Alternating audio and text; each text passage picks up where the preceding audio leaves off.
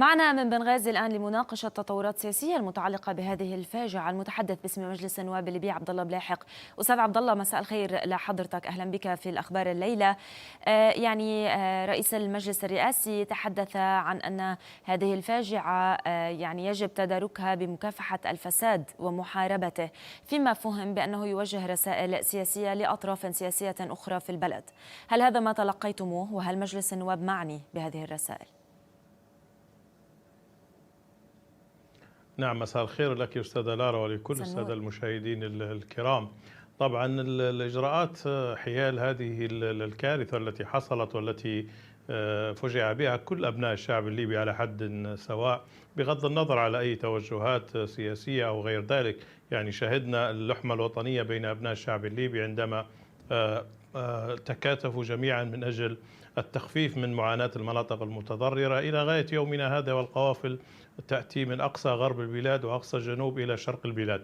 عموما مجلس النواب اتخذ كل الإجراءات منذ اليوم الأول للكارثة، خاصة لا سيما في مسألة متابعة كل الإجراءات التي اتخذت في مسألة تحديد المسؤوليات إذا ما كان هنالك مقصرين في هذه الكارثة. الحكومة تبذل قصارى جهدها، القوات المسلحة، الأجهزة الأمنية، الجميع يبذل قصارى جهده بداية من إنقاذ ما يمكن إنقاذه من ناجين في هذه الكارثة. نعم. وأيضا مرورا بتوفير الغذاء والدواء والمسكن للمتضررين، بالإضافة إلى الإجراءات التي قررها مجلس النواب في جلسة الخميس، ابتداء من تخصيص ميزانية طوارئ بقيمة 10 مليار دينار لمجابهة آثار هذه الكارثة، وتكليف النائب العام بفتح تحقيق كامل في هذه الحادثة. نعم. وشهدنا يوم الأمس حضور النائب العام إلى مدينة درنا، والذي تحدث عن بداية عمل النائب العام والنيابة العامة في إجراءاتها منذ اليوم الأول للكارثة، وبأن نعم. التحقيقات سوف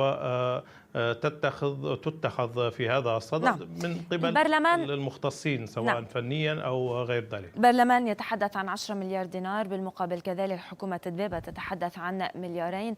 كيف سيتم التعاطي مع هذه الأموال؟ هل ستدمج سوية الآن نظرا إلى التنسيق الموجود بين الشرق والغرب، أو لا يعنيكم أي أموال تقدم من جانب الغرب الآن؟ طبعا الأمور تسير وفقا للقانون.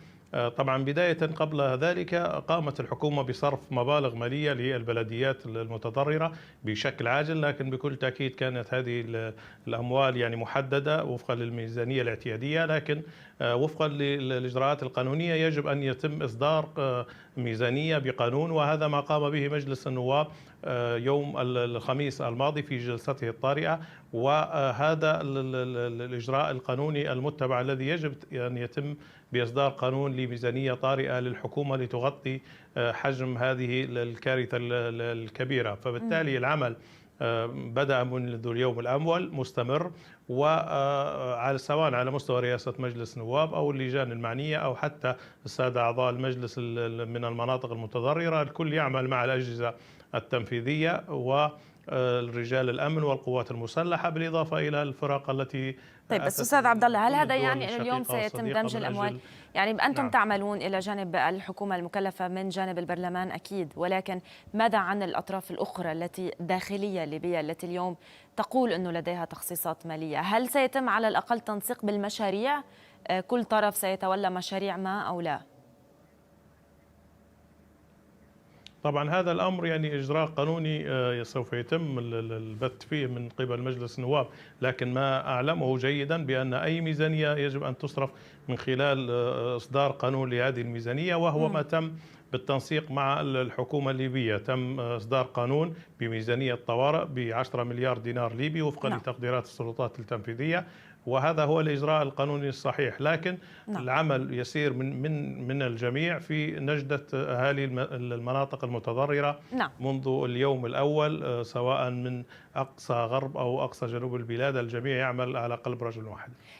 أيضا يعني هنا نسأل بالسياسة، نعلم أنه الجهود مشتركة، نعلم أنه الجميع هب للمساعدة، بس بالسياسة سيد المنفي تحدث عن أنه الانقسام السياسي يعرقل جهود الإغاثة.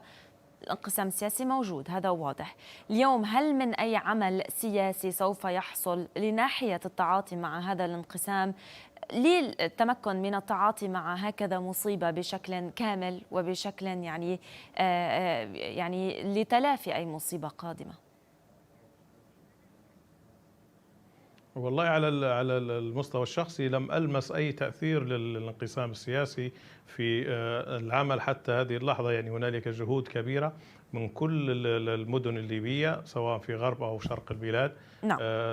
يعني على سبيل المثال الأجهزة التنفيذية حتى المنقسمة منها متواجدة من غرب البلاد، متواجدة في أقصى شرق البلاد، سواء شركات أو أجهزة تنفيذية أو حتى رجال أمن أو حتى منتسبين للقوات المسلحة متواجدون في شرق البلاد وأتوا من غرب البلاد ومن طرابلس. فلم ألمس أي انعكاس سلبي على المستوى الشخصي في مسألة نجدة أخواننا وأهلنا في كل المناطق. نعم. وهذا يعني ما جمع الليبيون في هذه الكارثة التي عصفت بنا.